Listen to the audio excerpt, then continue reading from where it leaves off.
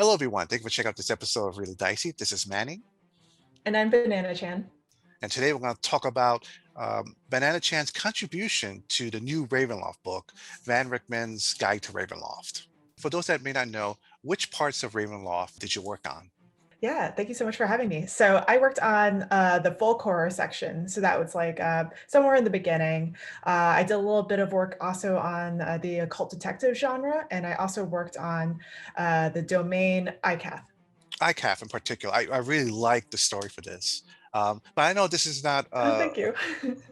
But I know this is not the original story. There's the ICAF existed, I think, during the second edition, third edition days. What did you change from that to now? What are the biggest changes you've made? The biggest change that we made to the iCath scenario, or sorry, the iCath setting domain, was that Xian Chang initially didn't have much of a backstory, and she wasn't really a character with a background at all. And so I worked together with the team to make her a lot more relatable in terms of like her backstory. So you knew where she was coming from, you know why she became a Dark Lord and how she became a Dark Lord. I think initially when we had the original version of Xian Chang, we didn't have much of a backstory. It was just like this. It was a little more of like a two-dimensional character, but I'm hoping that what we did with this new character, with this new rendition of this character, we gave her a little bit more life. So, what were some of your inspirations behind making ICAF and this adventure? I think the main source of inspiration was my time living in Shanghai and Hong Kong.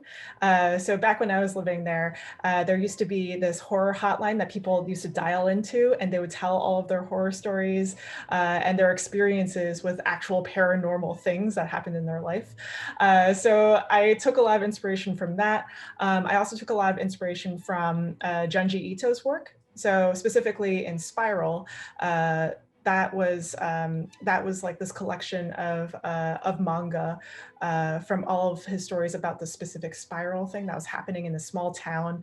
I really took a lot of inspiration from that, and I think also when it comes to like the Jiangxi and everything like that, like all that that kind of supernatural stuff. I watch a lot of Mr. Vampire movies and a lot of movies from the Spooky Encounters series. So that was also an inspiration point for me. Something about like the fear of sleep, Mhm. or maybe staying asleep. It seems to be a recurring thing in horror, and we have that also in ICAF, where characters don't want to fall asleep, or else they'll get trapped in this domain even more so. What is it? Do you feel that about sleep that terrifies people? I think it's a lot to do with the subconscious mind, right? So nightmares are a lot to do with the subconscious in general, and a lot of our fears come from the things that we fear in real life, and all of our anxieties, like bubbling up into our dream worlds. So I think that's sort of one of the reasons why sleep can be so terrifying, just because of like the whole nightmare scape. Thinking back, also another big inspiration for this domain was Channel Zero. I don't know if you are familiar with the series, but basically it's an anthology horror TV show. And the first season, and they're all about creepypastas. So they take creepypastas and they sort of make it into this gorgeous cinematic TV show.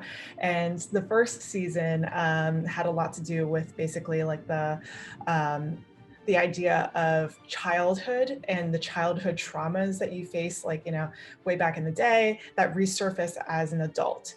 And they talk a little bit about like, different realms of being, right? So like if you're unconscious, like maybe your subconscious, like, brings up these traumatic experiences, or like the weird things that you don't really think about when you're awake, those resurface. Can we talk a little bit about forgive me if I mispronounce it, the Jiangxi, these monsters that rove around in this setting as well? And I know recently you also had a successful Kickstarter based on these monsters as well. What What can you tell us for those that may be hearing about these type of monsters for the first time? How would you describe them? Yeah, so the original story, actually, there are a few different stories about the Jiangshi. So the Jiangshi themselves are dead bodies. So there are dead bodies that are reanimated, and they're reanimated for the sole purpose of being transported from point A to point B. This is just one of the stories. There are many different stories about the Jiangshi, like in different folk tales and things like that, Chinese folk tales. But basically, um, a Taoist monk would put like a paper talisman with like a spell on it to put it onto their foreheads, and then that would control the bodies so that they would like hop to the destination that they're supposed to be, their eventual burial site. So that's basically where like the mythology of the Jiangshi sort of came from. There's like a lot of different movies from the 80s, a lot of kung fu movies, like Mr. Vampire or the spooky encounters. These movies all had Jiangshi in them because it was like a big thing for a while. Oh, okay. And I noticed that there's stats for them in this book as well. Were you part of that process as well? No, I didn't write the stats, but I did have a little bit of help in terms of consulting. So, in terms of like the project management, what it looked like was we would go back and forth on um, materials. Basically, I did all the writing, and then we would go back and forth with an editor and other people to work on the mechanics and the stats. Oh, okay. So if I wanted to play in this domain, would you recommend any additional resources or media that I can look into to help um, get the feel of the world? Yes, absolutely. I think definitely checking out a few of the Mr. Vampire movies. Any of them, honestly, just so that you understand, like, what a Jiangshi looks like. That's definitely helpful.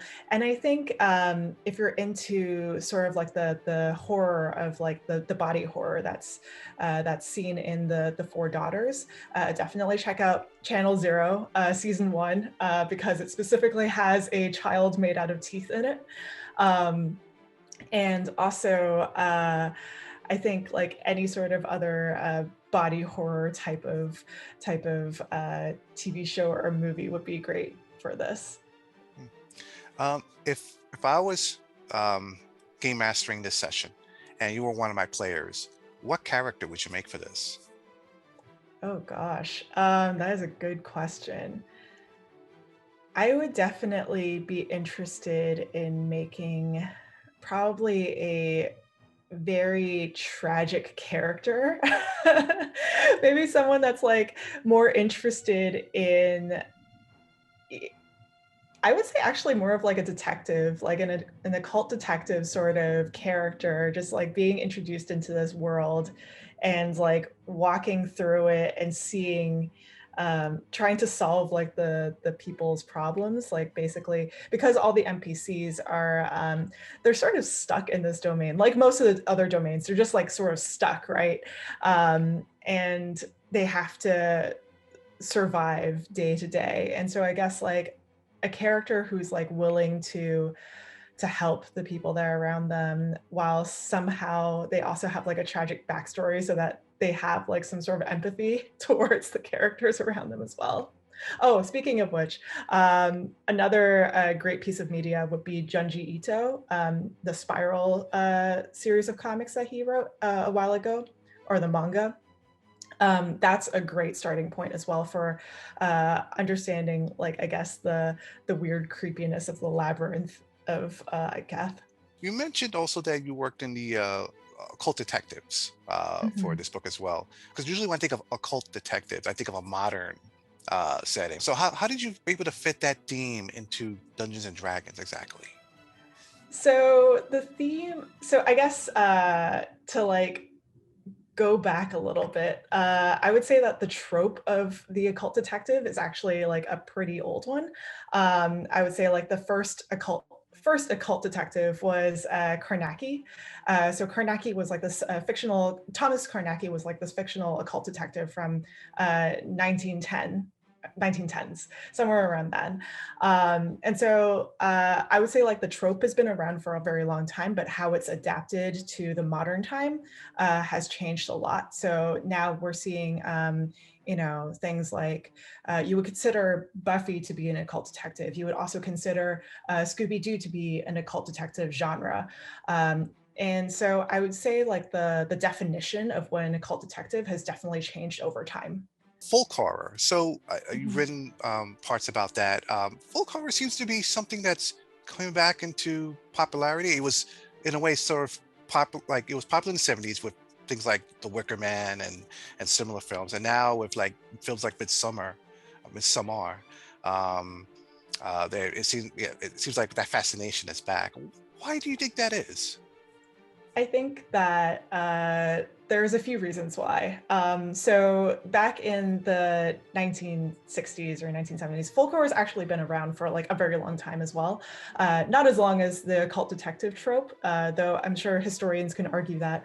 But it initially started, or it was defined in the as with like three different movies. So from the late 60s to the early 70s, it was Wicker Man, Blood on Satan's Claw, and I believe it was Witchfinder General. So it was these three movies that sort of were used to define folk horror, but they're also very different. So like all three of these movies are like completely different from one another, and so there's not really this really like this it felt nebulous at the time when people were trying to define it until later on this historian Adam Scoville, he actually talks about folk horror in a bit more detail and tries to define it.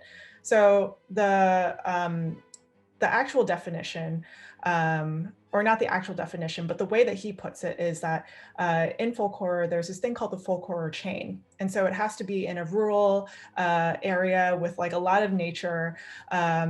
And that's like one of them.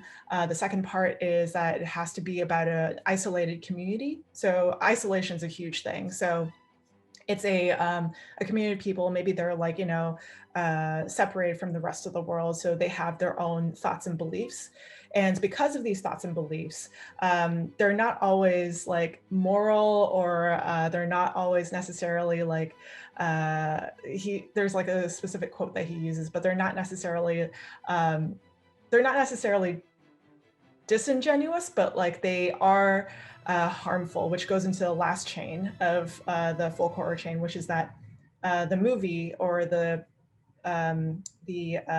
piece of media, it always ends with supernatural or paranormal happenings or violent happenings. So it could be either paranormal or violent or both. And so that's sort of like what defines folk horror in a nutshell in terms of how Adam Scoville defines it.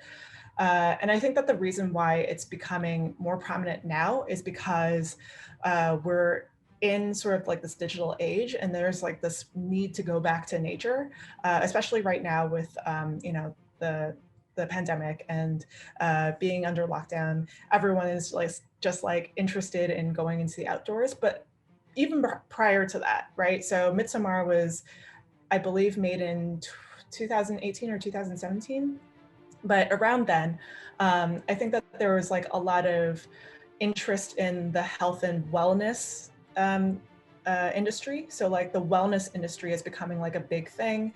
There's a lot of distrust in terms of the people that uh, like the medical field.